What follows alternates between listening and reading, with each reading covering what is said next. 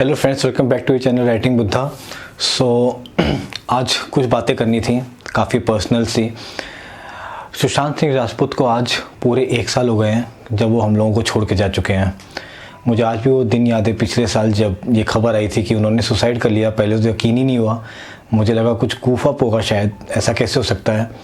मैं ये भी झूठ नहीं बोलूँगा कि वो मेरे बहुत फेवरेट एक्टर थे और मैं बहुत लुक फॉरवर्ड करता था उनको, बट एटलीस्ट थोड़ी बहुत जानकारी थी about the kind of person he was, how intelligent he was. Because जब उनका सिलेक्शन काय पूछे में हुआ था तो मैं, क्योंकि चेतन भगत को बहुत फॉलो करता हूँ, through him I got to know कि he was one of the highest rank holder in AIEEE exam and now that he has left of us. आज तक हमको पता नहीं है if that was a suicide और it was a murder, but there are lot of things that he has left behind for all of us to सोचें समझें अपने बारे में और जानें।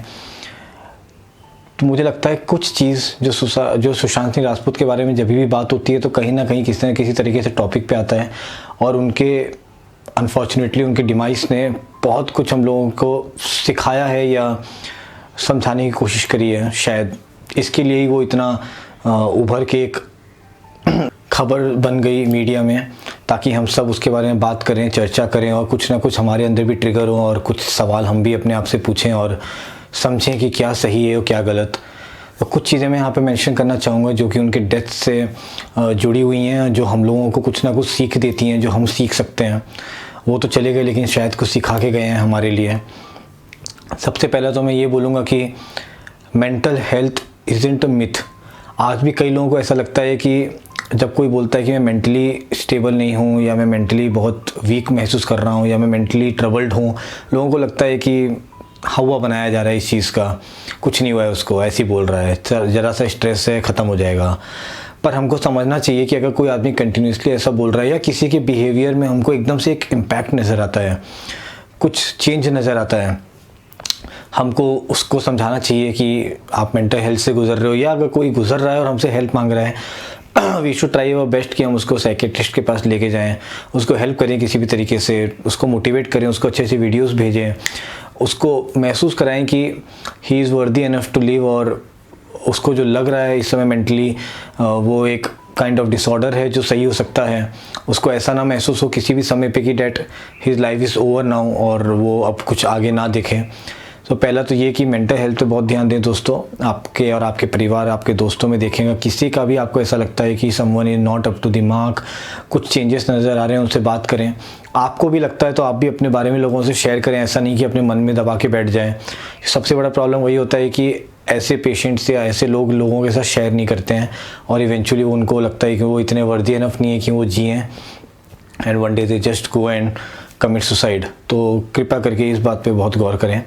दूसरा पॉइंट जो मैं बोलूँगा वो है कि किसी भी इंसान या किसी भी दोस्त के साथ इन्वॉल्व होने से पहले 100 बार सोचें, उसके बारे में 100 अलग अलग जगहों से पता कर लें। होता क्या है कि हम लोग आपस में शायद से बहुत सॉर्टेड हों। मेरी बात कर लूँ तो मैं हमेशा बुक्स पढ़ता रहता हूँ, आप पीछे देख सकते हैं, गीता पढ़ता रहता हूँ, ऐसे वीडियो शूट करता रहता हूँ, एडिट करता रहता हूँ, बहुत बिजी रहता हूँ। बट देन मैं देखता हूँ जब कुछ लोगों के रिलेशनशिप में मैं आता हूँ, उनके कारण जो मेरे पे इम्पैक्ट होता है काफ़ी बुरा होता है। तो कुछ लोग आपको मे बी ड्रग्स में लेके जा सकते हैं, कुछ लोग आपको गलत आदतों में लेके जा सकते हैं, कुछ लोग जस्ट टॉक्सिक होते हैं और बात ही गलत तरीके से करते हैं, कुछ लोगों का बिहेवियर ऐसा होता है कि जब आप उनसे मिलते हैं आप पे गलत तरीके का असर छोड़ जाते हैं उनके साथ जो आपका समय बीता होता है उसके कारण। इन सब से दूर हटें, ऐसे लोगों से दूर हटें। बहुत सोचें किसी से भी दोस्ती करने से पहले कि क्या वो वर्दी इनफ है। कभी कभी क्या होता है, हम लोग बुरे आदमी की तरफ थोड़ा ज़्यादा आकर्षित हो जाते हैं कि इसके साथ जाएंगे तो रोज़ होटल में खाने मिलेगा या फॉर एग्जांपल रोज़ मूवी देखने मिलेगा, पर हम ये नहीं सोचते कि इसका लेटली कॉन्सिक्वेंस क्या होगा। हम लोग मे बी बहुत अनहेल्दी हो जाएंगे, या हम लोग कुछ ऐसी चीज़ खाने लगेंगे जो शायद ना खानी चाहिए, कुछ ऐसा कुछ देखने लगेंगे जो ना देखना चाहिए। So think before getting involve with any kind of a person और फ्रेंड कि कहीं वो गलत ना निकल जाए। बहुत कुछ सोचे समझे तभी एक बंदे को अपने फर्स्ट सर्कल या अपने इनर सर्कल फ्रेंडशिप के उसमें रखें। थर्ड मैं बोलूँगा कि find who loves you then who doesn't love you. अब होता क्या है, कुछ लोग हमसे प्यार नहीं करते, हमको उल्टा सीधा बोलते रहते हैं या हमारी निंदा करते रहते हैं। हम हमेशा ये सोचते रहते हैं कि वो कब हमारी अप्रिसिएशन करेगा, हम उसी आड़ में रह जाते हैं। बेटर है कि हम उन पे ना फोकस करके ऐसे लोगों पे फोकस करें जो हमको एक्चुअली प्यार करते हैं और हमारे लिए वेट करते हैं, हमारा जीवन जिनके लिए बहुत यूज़फुल है, जिनके लिए बहुत मायने रखता है। जैसे सुशांत सिंह राजपूत में भी अगर वो रिया चक्रवर्ती या इस बॉलीवुडिज्म के ग्रुप से के कारण इम्पैक्ट होकर अगर उन्होंने सुसाइड करा है या उनको मार दिया गया है या जो भी है, अगर वो रिया चक्रवर्ती पे कॉन्सेंट्रेट ना करके अगर अपने बहनों की तरफ कॉन्सेंट्रेट करते हैं, उनकी जो हमें बहनें दिखती हैं जो इतना चाहती हैं कि आज भी उनके चेहरे पे और उनकी आवाज़ में और उनके पूरे तौर तरीके में सुशांत सिंह राजपूत को मिस कर रही है नज़र आता है, तो अगर वो उनके ऊपर फोकस करते तो शायद वो एक बेटर तरीके से आज जी रहे होते और मे बी बॉलीवुड छोड़ के भी अगर बिहार भी शिफ्ट हो जाते अपने बहनों के साथ या अपने बहन के पास भी चले जाते तो भी उनका लाइफ बहुत सॉर्टेड होता, ऐसा कुछ एक्सट्रीम स्टेप उनको नहीं उठाना पड़ता। तो हमेशा फोकस उन पे करें जो आपको प्यार करते हैं, ना कि उन पे जो आपको प्यार नहीं दे रहे हैं। हम लोग हमेशा उन्हीं लोगों को इम्प्रेस करने में लग जाते हैं, कृपया ऐसा ना करें।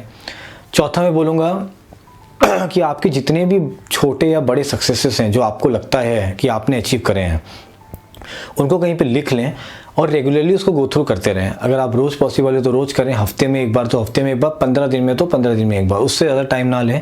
15 दिन में एक बार अपने स्मॉल बिग सभी सक्सेसेस को आप काउंट कर लें।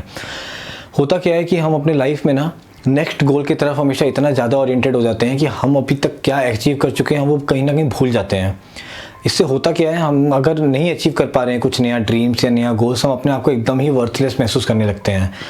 चूँकि ऐसा ना हो और आपके दिमाग के माइंडसेट में एक वो छोटा सा कीड़ा हमेशा घूमता रहे कि आप ऑलरेडी एक सक्सेसफुल इंसान हो, उसके लिए आपको अपने सभी बड़े या छोटे सक्सेसेस की जानकारी होनी चाहिए। हमको नहीं पता होता, ये बहुत कई लोगों के लिए ग्रेजुएशन करना ही बहुत बड़ा सक्सेस होता है। आप ऑलरेडी कर चुके हो, मे बी आपके लिए बहुत छोटा सक्सेस हो, पर आपको याद है जब आप फाइनली उस दिन जब रिजल्ट चेक कर रहे थे तो आपके लिए सबसे बड़ा चीज़ वही था।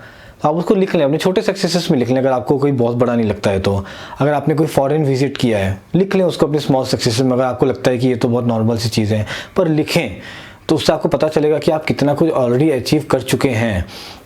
You should be aware about it. हम लोग हमेशा अपने आप को एक फेलियर टेंजेंट में ही काउंट करते हैं, वो गलत है। अपने आप को थोड़ा सक्सेसफुल समझें और उस जोन में रहें ताकि आप एक हमेशा पॉजिटिव माइंडसेट के साथ अपना दिन शुरू करें और ख़त्म भी करें।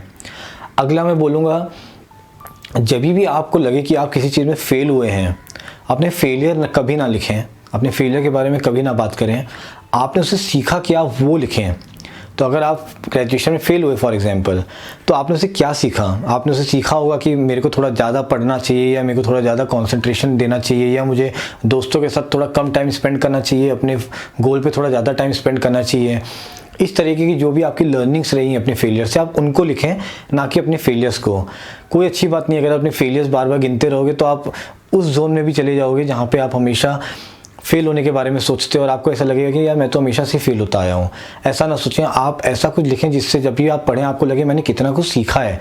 और जो आपने सीखा है अगर आप गलती से उसको भूल भी जाएँ तो हर 15 दिन में जब आप उसको एक बार पढ़ेंगे, मैक्सिमम 15 दिन बोल रहा हूँ, बार बार आपको याद आता रहेगा कि हाँ यार मुझे एक सीख मिली थी, मुझे ये गलती दोहरानी नहीं है। तो कृपया 5वां पॉइंट आप ये फॉलो करें। 6th में बोलूँगा, अपने स्ट्रेस को आइडेंटिफाई करें और फिर उसको एलिमिनेट करने की कोशिश करें। होता क्या है, हम किसी से भी मिलते हैं, वो हमको कह तो देता है कि यार मैं बहुत स्ट्रेसफुल हूँ या मैं बहुत स्ट्रेस में हूँ। जब हम उससे पूछते हैं लेकिन किस चीज़ के स्ट्रेस में, पर्टिकुलर चीज़ बता किस चीज़ के स्ट्रेस में, वो बंदे के पास जवाब ही नहीं होता। वो ऐसे ही बोल देता है जॉब में, जॉब के कारण मैं स्ट्रेस में हूँ। बट जॉब में क्या, तो लोगों को पता ही नहीं होता कि क्या वो अपने डेस्टिनेशन से नाखुश हैं, अपने बॉस से नाखुश हैं, अपने कंपनी से नाखुश हैं, अपने पैकेज से नाखुश हैं, किससे नाखुश हैं एग्जैक्टली। तो सिर्फ ये कह देना कि मैं जॉब के कारण स्ट्रेस में हूँ वो भी रीज़न नहीं है, मैं अपनी शादी के कारण स्ट्रेस में हूँ वो भी रीज़न नहीं है। आप उसके रूट कॉज तक पहुँचिए कि शादी में एग्जैक्टली क्या, रिलेशनशिप में एग्जैक्टली क्या, फाइनेंशियली एग्जैक्टली क्या जो आपको स्ट्रेस में डाल रहा है। तो अपने स्ट्रेस को बहुत अच्छी तरीके से समझें और उसकी रूट कॉज तक पहुँचें और उस रूट कॉज को एलिमिनेट करने की कोशिश करें जल्द से जल्द। सिर्फ ये बोलते रहना कि मैं स्ट्रेस में हूँ, it is not something cool, ये समझ लें। ये आजकल ऐसा लगता है कि बहुत कूल होगा, लोग अप्रिशिएट करेंगे, कोई अप्रिशिएट नहीं करता। पीछे जाके हर कोई मजाक ही उड़ाता है कि यार पता नहीं किस बात के स्ट्रेस में, हम भी तो लाइफ में गो थ्रू कर रहे हैं, हमको तो नहीं हुआ कभी इतना स्ट्रेस। तो प्लीज़ उस सर्कल से बाहर निकलें और रूट कॉज एलिमिनेट करने की सोचें। 7th में बोलूँगा, अपने अंदर के ह्यूमन बीइंग का जो पावर है उसको रिस्पेक्ट करें। होता क्या है, हमको ही नहीं पता होता हमारे अंदर कितना कैलिबर है। हमको लगता है यार अमिताभ बच्चन कर सकता होगा, सचिन तेंदुलकर कर लेते होंगे, मेरे अंदर तो नहीं इतना पोटेंशियल। आप समझिए, हम सब एक ही तरीके से पैदा होते हैं, हम सब एक ही तरीके से बड़े होते हैं। हाँ, हमारे पास रिसोर्सेज की कमी या भरपूर ये डिफरेंस हो सकता है कि रहा हो। किसी के पास बहुत अच्छा घर होगा, किसी के पास थोड़ा कम अच्छा घर होगा, तो शायद वो चीज़ें नहीं कर सकता जो दूसरा बंदा कर सकता है। पर इस पे ना पड़ के आपके अंदर जो शक्ति है जिसका आप यूज़ कर सकते हैं अपने आप को बेहतर करने के चाह में, आप उस पर ही कॉन्सेंट्रेट करें। होता क्या है कि हमें लगता है कि हम तो बहुत वीक हैं। हम कभी वीक नहीं होते हैं, क्योंकि ये मेरी या आपकी या हर इंडिविजुअल की बात नहीं है। हम सब एक ही क्षेत्र, हम सब एक ही योनि है, ह्यूमन बीइंग, हम लोग एक ही टाइप के लोग हैं। हम सबके अंदर सेम टाइप ऑफ पावर है, बस ये है कि किसने आइडेंटिफाई कर लिया, किसने आइडेंटिफाई अब तक नहीं किया। सो प्लीज़ अपने अंदर की ह्यूमन बीइंग की जो पावर है उसको रेस्पेक्ट करें, उसको समझें और उसका पूरे तरीके से उपयोग करें, वेस्ट ना जाने दें बिल्कुल ही। लास्ट में बोलूँगा कि जितना हो सके उतना प्यार और ग्रेटिट्यूड स्प्रेड करें, क्योंकि आप अपनी लेगेसी में यही पीछे छोड़ के जाएंगे। आज जब हम सुशांत सिंह राजपूत के वीडियोस देखते हैं, हम देखते हैं कैसे वो सड़क पे एक बच्चा बोला मुझसे गुब्बारा खरीद लो, तो उसके साथ उन्होंने फ़ोटो खिंचाई, उन्होंने उसको लव स्प्रेड किया। कितने लोगों की वो ऑनलाइन ऑपरेशंस में लोगों की मदद करते थे, रिश्तेदारों की। किस तरीके से वो एक वीडियो में दिखाया कि ऋतिक रोशन का वेट कर रहे हैं, एक्साइटेड हैं, जबकि वो खुद एक एक्टर बन चुके हैं। वो होस्ट थे उस शो के, जिस शो में वो ऋतिक रोशन का इंतज़ार कर रहे हैं कि उनसे वो थोड़ा वक्त बात कर सकें। हमने देखा अमिताभ बच्चन एक शो में आ रहे थे, तो सारे मीडिया वाले जो उनसे बात कर रहे थे, all of a sudden they started getting confuse कि अभी क्या करें, अमिताभ बच्चन आ रहे हैं, उनको कवर करना है। व्हेन सुशांत सिंह राजपूत आइडेंटिफाइड कि पीछे से अमिताभ बच्चन आ रहे हैं, इंस्टेड ओके सर आ गए, चलो मैं चलता हूँ, यू कवर हिम, वो डायरेक्टली चले गए। उन्होंने ईगो नहीं दिखाया, उन्होंने अपना गुस्सा नहीं दिखाया, उन्होंने वो चिढ़े नहीं, क्योंकि वो भी समझते हैं इस फैक्ट को कि अमिताभ बच्चन को लोग पहले कवर करना चाहेंगे और उनको बाद में। अब उनको इस चीज़ के लिए सभी मीडिया वाले जो उस समय होंगे याद कर रहे होंगे आज तक कि यार कितना अच्छा जेस्चर था वो। तो कृपया जितना हो सके अपना प्यार फैलाइए, जितना हो सके ग्रेटिट्यूड फैलाइए। आपको जब लगता है किसी को थैंक्स बोलना चाहिए, उनको थैंक्स बोलिए। शायद लड़ाई हो गई है, शायद आप लोग अलग हो गए हैं, शायद अब आप कभी बात नहीं करते, बट मेरे ख्याल से इतने दिन होते हैं, एक थैंक्स गिविंग डे भी होता ही है, एक थैंक यू बोलने वाला दिन भी होता ही है। उस दिन थैंक्स बोल दीजिए कि today is a thank you day, और मे बी आज हम लोग बात नहीं करते हैं, but I am thankful for this and this and this that you did with me. So बहुत थैंकफुल रहिए, लोगों को प्यार बांटिए जितना से, गुस्सा मत दिखाइए लोगों के ऊपर। जैसे मेरी आदत है कि भाई मैं शांत हो जाता हूँ जब लोगों से गुस्सा होता हूँ, तो मैं कभी भी उल्टा गाली नहीं देता या उल्टा कुछ बोलता नहीं हूँ जल्दी। सो इस तरीके का एक एटीट्यूड जो सुशांत सिंह राजपूत का था वो हमें अपनाना चाहिए, because that is what is going to make you remember after you leave the planet. आप जब चले जाएंगे तो आपको लोग किस तरह याद करेंगे, एक अच्छा याद छोड़ के जाइए लोगों के लिए, कि लोग हमेशा आपको याद करें और अच्छी बातें करें। जैसे आज सुशांत सिंह राजपूत गए हैं, भले वो मेरे फेवरेट एक्टर नहीं थे, भले वो कोई ऐसे एक्टर नहीं थे जिनकी हर मूवी में थिएटर में देखना चाहता था, बट आज मैं ये वीडियो बना रहा हूँ उनके लिए, जस्ट बिकॉज जो लेगेसी वो छोड़ के गए हैं, जो हमको सिखा के गए हैं। सो प्लीज़ इन सब बातों का ध्यान रखिए, और उम्मीद है कि सुशांत सिंह राजपूत जहाँ पे भी होंगे एक बहुत अच्छी जगह पे होंगे, और उनका जो भी उनकी आत्मा का अगला जर्नी होगा वो उसमें उनको वो सारी चीज़ें मिल पाएँ जो शायद इस जन्म में अधूरी रह गई हों। सो हम सबका प्रेइंग उनके साथ है, उनके परिवार वालों के साथ है, और होप्स हो कि जस्टिस भी हो इस केस में अगर कुछ गलत हुआ है उनके साथ। So it's all upon God now. So या अगर आपको अच्छा लगा सुनने में और समझने में, तो एक वीडियो को प्लीज़ लाइक और शेयर करना मत भूलिएगा, और चैनल को सब्सक्राइब किए बिना मत जाइएगा। Thanks a lot.